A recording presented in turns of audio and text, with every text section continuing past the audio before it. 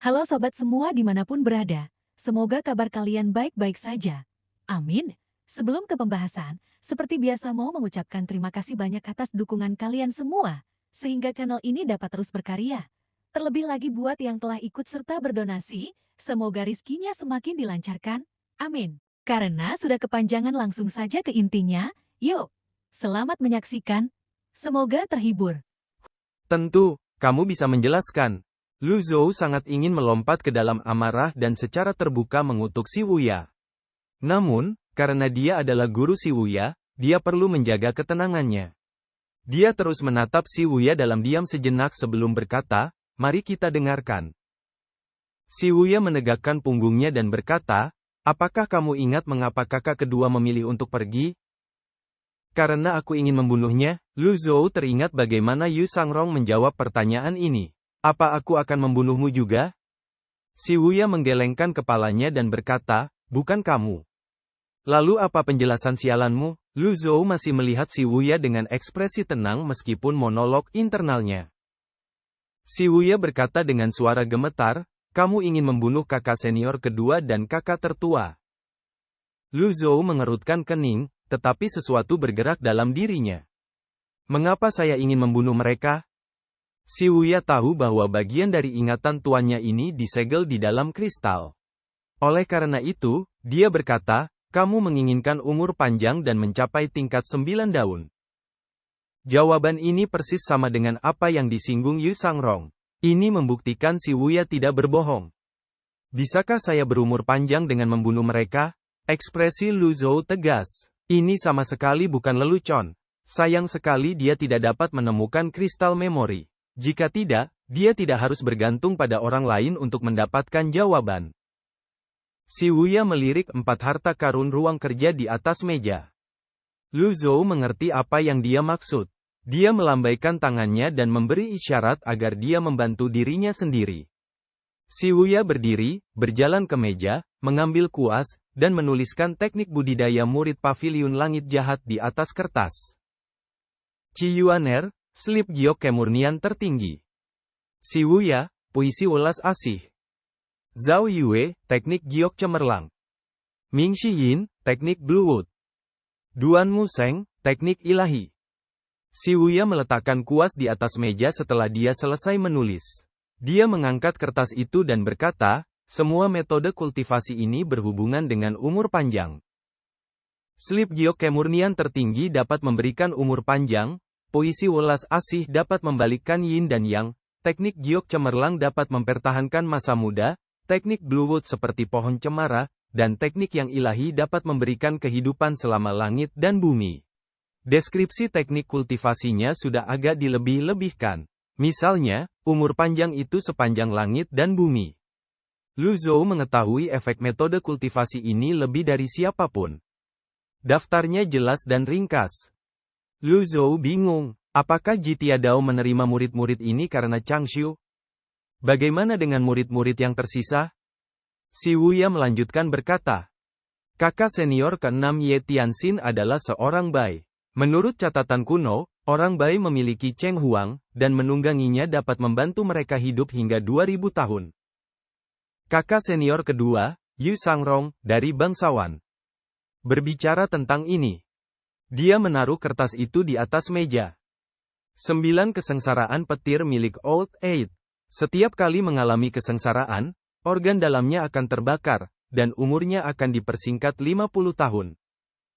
Berbicara tentang ini, suara si Wuya menjadi sangat lembut. Dia berlutut lagi dan menangkupkan tinjunya ke arah Lu Zhou. Lu Zhou sekarang mengerti. Jika dia tidak bisa memahami hal ini, dia akan menjalani hidupnya dengan sia-sia.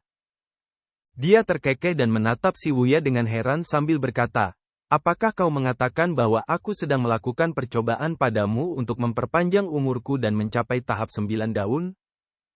Si Wuya bersujud. Ia menempelkan kedua telapak tangannya dan menyentuh dahinya. Ini adalah kesepakatan diam-diam. Wajah keriput Lu Zhou membeku.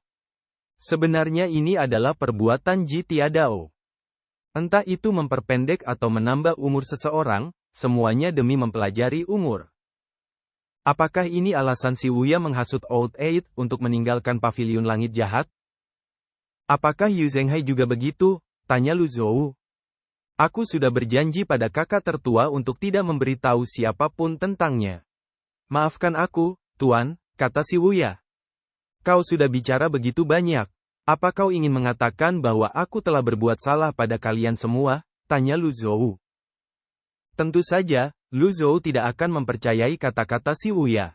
Jika memang begitu, mengapa tidak ada satupun dari mereka yang mati? Segala sesuatunya jauh lebih rumit dari apa yang dibayangkannya. Aku tidak berani, si Wuya bersujud di tanah. Aku akan bertanya lagi, kenapa kau meninggalkan paviliun langit jahat? Suara Lu Zhou berubah tegas. Nalurinya mengatakan bahwa si Wuya menyembunyikan hal lain. Di dalam ruangan, dia tampak lebih mengesankan dan agung. Si Wuya bergidik. Dia tetap terkapar di tanah, tidak bergerak. Dia telah menjawab pertanyaan ini dalam percakapan mereka sebelumnya. Saat itu, dia berkata ingin membantu kakak tertuanya menaklukkan dunia dan mempelajari rahasia keluarga kekaisaran. Jelas, jawaban ini tidak cukup meyakinkan. Sulit baginya untuk meyakinkan orang lain. Suasana di dalam ruangan itu sungguh menyesakkan. Begitu sunyinya hingga telinganya berdenging. Lu Zhou tidak terburu-buru, ia hanya menatap si Wuya. Cahaya matahari bersinar melalui jendela dan menerangi ruangan. Bahkan sinar matahari pun seakan memiliki suara. Setelah waktu yang terasa begitu lama, si Wuya akhirnya berbicara. Saat berbicara, tenggorokannya terasa serak.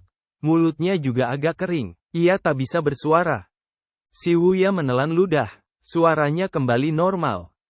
Dia berkata, sebelum tahap 9 daun muncul, saya selalu mengira batas besar hanyalah alat yang digunakan keluarga kekaisaran untuk memanipulasi hati rakyat. Itulah sebabnya saya memasuki istana. Saya berhasil, guru besar. Guru. Suaranya semakin dalam saat dia berkata, apakah kau ingat Kaisar Yongzhou? Lu Zhou tidak menjawab. Kaisar Yongzhou adalah seorang kenalan lama. Namun, yang satu tinggal di istana kekaisaran sementara yang lain tinggal di dunia persilatan. Si Wuya melanjutkan, perbendaharaan istana dibangun oleh Kaisar Yongzhou. Hanya kaisar sendiri atau seseorang yang memiliki tanda kekaisaran yang boleh masuk. Ketika Kaisar Yongzhou naik tahta, ia mempelajari panggung 9 daun. Ada banyak rahasia di dalamnya. Setelah Kaisar Yongzhou mangkat, kunci perbendaharaan istana hilang. Banyak barang yang terkubur di dalam perbendaharaan. Saat itu aku bertanya-tanya, kebenaran adalah kebenaran. Mengapa keluarga kekaisaran begitu terobsesi mempelajarinya? Mengapa mereka berusaha menumbangkan kebenaran? Tahap 9 daun tidak ada. Mengapa ia muncul dalam buku sejarah? Para pemenang menulis sejarah. Apa yang dia sembunyikan? Lu Zhou mengerutkan kening saat mendengarkan penjelasan si Wuya. Bajingan ini benar-benar cocok untuk penelitian. Akan tetapi, setelah berbicara begitu banyak, dia masih belum sampai pada pokok persoalan. Pada titik ini, si Wuya bersujud kepada Lu Zhou dan berkata, selama bertahun-tahun, aku telah bersusah payah membangun Darknet dan menyebarkannya ke seluruh Yan Agung. Aku telah menyelidikinya secara rahasia. Kemudian, aku mengetahui bahwa kau bukan satu-satunya yang mengejar tahap 9 daun. Yun Tianluo, Gong Yuandu, Raja Mobei, Raja suku lain, Raja Loulan, dan para patriark sekte besar. Mereka semua mempelajarinya. Lucunya adalah, petik 2. Mungkin karena kebiasaan bicaranya, ia menggunakan kata, konyol, tetapi sudah terlambat untuk menariknya kembali. Ia hanya terdiam sejenak sebelum melanjutkan, semuanya berakhir dengan kegagalan. Ekspresi Lu Zhou tetap tidak berubah. Ia menatap si Wuya dan bertanya dengan acuh tak acuh, apa yang terjadi setelah itu? Ekspresi si Wuya berubah serius saat dia berkata, aku masih menanyakan satu pertanyaan lagi. Teratai emas menyerap energi, baik ki primal maupun umur. Kalau begitu, kemana perginya semua energi itu? Setelah bertanya, dia berbaring di tanah dan tidak berbicara lagi. Sesuatu bergejolak dalam diri Lu Zhou. Kalau saja orang lain, atau bahkan Ji Tiadao sendiri, yang mendengar hal ini, Mereka pasti akan menamparkan wajahnya dengan keras karena telah berbicara omong kosong dan menyesatkan masyarakat. Namun, ia adalah seorang pria modern. Pikiran ini mengejutkan Lu Zhou.